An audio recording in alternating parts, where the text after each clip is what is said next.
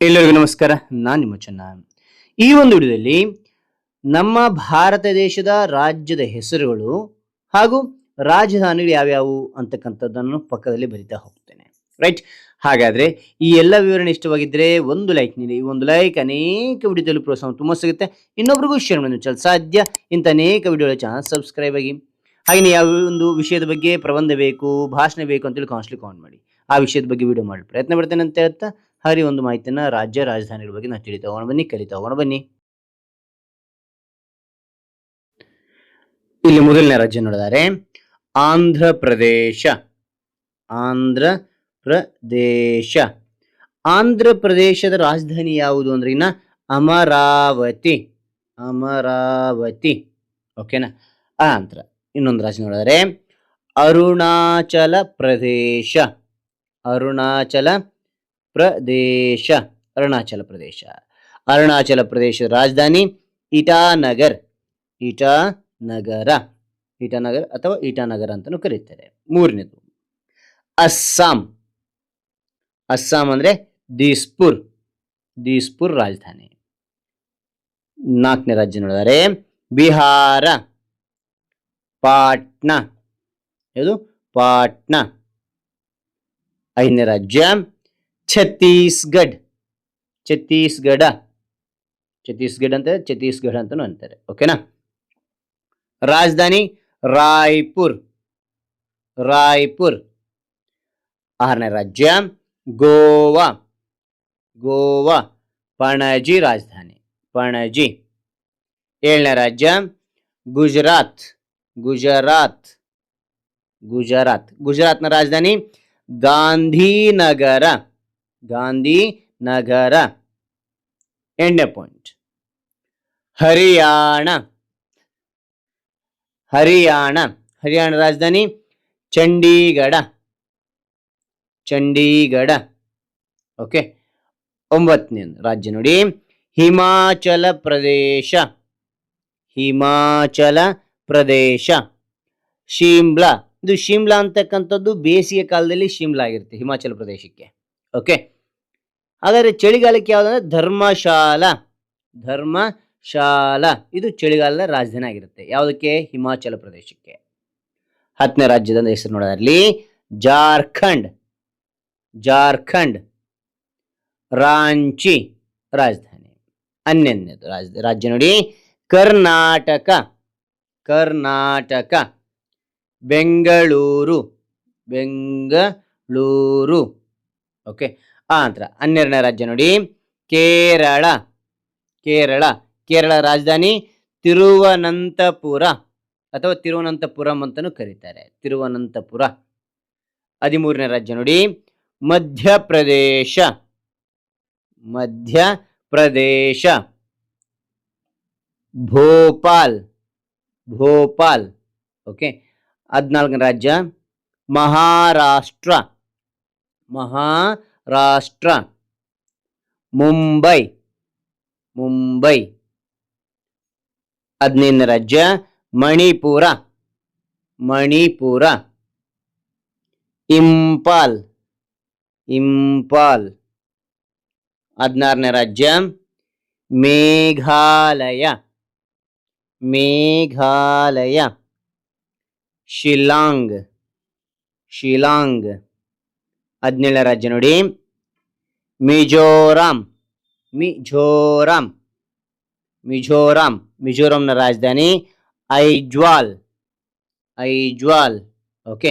ಅದಾದ ನಂತರ 18ನೇ ರಾಜ್ಯದ ಹೆಸರಿನಲ್ಲಿ ನಾಗಾಲ್ಯಾಂಡ್. ನಾಗಾಲ್ಯಾಂಡ್. ನಾಗಾಲ್ಯಾಂಡ್. ನಾಗಾಲ್ಯಾಂಡ್ನ ರಾಜಧಾನಿ ಕೊಹಿಮಾ.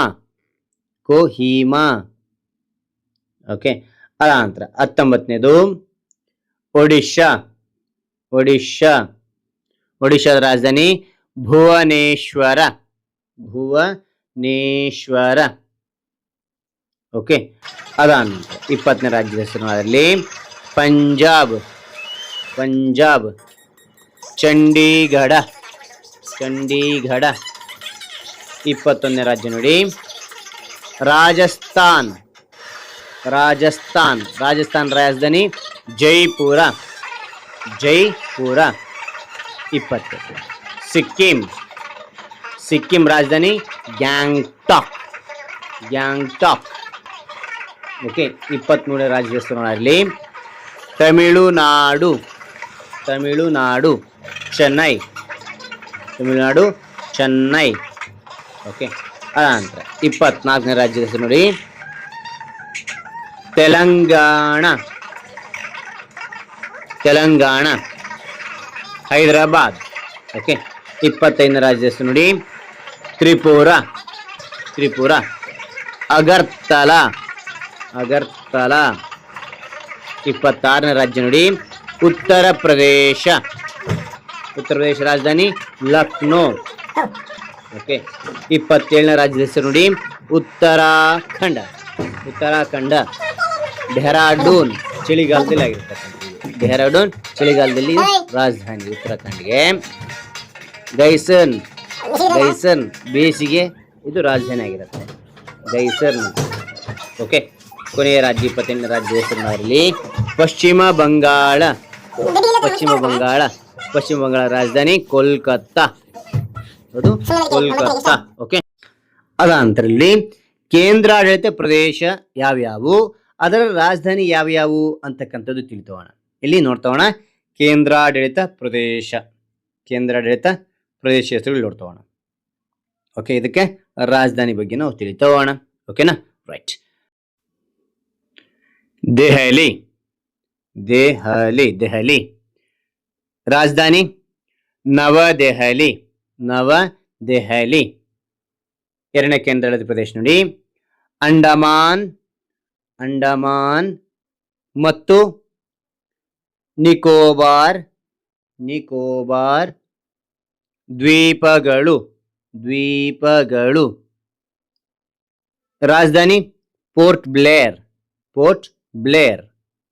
ಓಕೆ, ಅದಾನಂತರ 3ನೇ ಕೇಂದ್ರಾಡಳಿತ ಪ್ರದೇಶ ನೋಡಿ ಚಂಡೀಗಢ ಚಂಡೀಗಢ ರಾಜಧಾನಿ ಚಂಡೀಗಢ. 4ನೇ ಒಂದು ಕೇಂದ್ರಾಡಳಿತ ಪ್ರದೇಶ ನೋಡಿ ದಾದ್ರಾ ಮತ್ತು ನಗರ ಹಾವೇಲಿ ಹವೇಲಿ ಮತ್ತು ದಮನ್ ಮತ್ತು ದಿಯು. ಇದರ ರಾಜಧಾನಿ ದಮನ್. ಓಕೆ, 5ನೇ ಒಂದು ಕೇಂದ್ರಾಡಳಿತ ಪ್ರದೇಶ ನೋಡಿ ಪುದುಚೇರಿ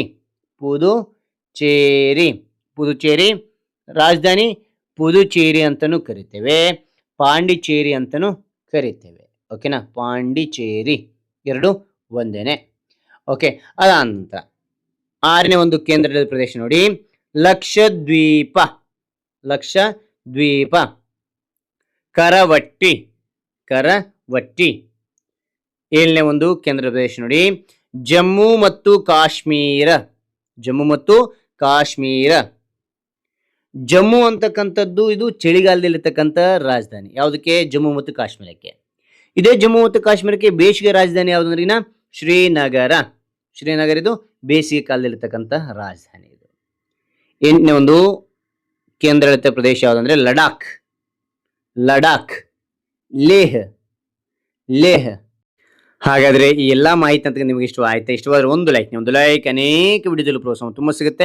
ಇನ್ನೊಬ್ರಿಗೂ ಶೇರ್ ಮಾಡಿ ನೀವು ಸಾಧ್ಯ ಇಂಥ ಅನೇಕ ವಿಡಿಯೋಗಳು ಚಾನಲ್ ಸಬ್ಸ್ಕ್ರೈಬ್ ಆಗಿ. ಹಾಗೆ ನೀವು ಯಾವ ರೀತಿಯ ಭಾಷಣ, ಯಾವ ರೀತಿಯ ಪ್ರಬಂಧ, ಯಾವ ರೀತಿಯ ಒಂದು ಅಧ್ಯಯನದ ಅಭ್ಯಾಸ ಬೇಕಂತೇಳಿ ಕಾಮೆಂಟ್ ಮಾಡಿ. ಆ ವಿಷಯಕ್ಕೆ ತಕ್ಕಂತ ವಿಡಿಯೋ ಮಾಡಲು ಪ್ರಯತ್ನ ಪಡ್ತೇನೆ ಅಂತ ಹೇಳ್ತಾ ಹಾಗೆ ಮತ್ತೊಂದು ಹೊಸ ವಿಷಯದೊಂದಿಗೆ ಮತ್ತೊಂದು ಹೊಸ ವಿಡಿಯೋದಿಂದ ಬಿಟ್ಟಾಗ thank you for watching. Bye.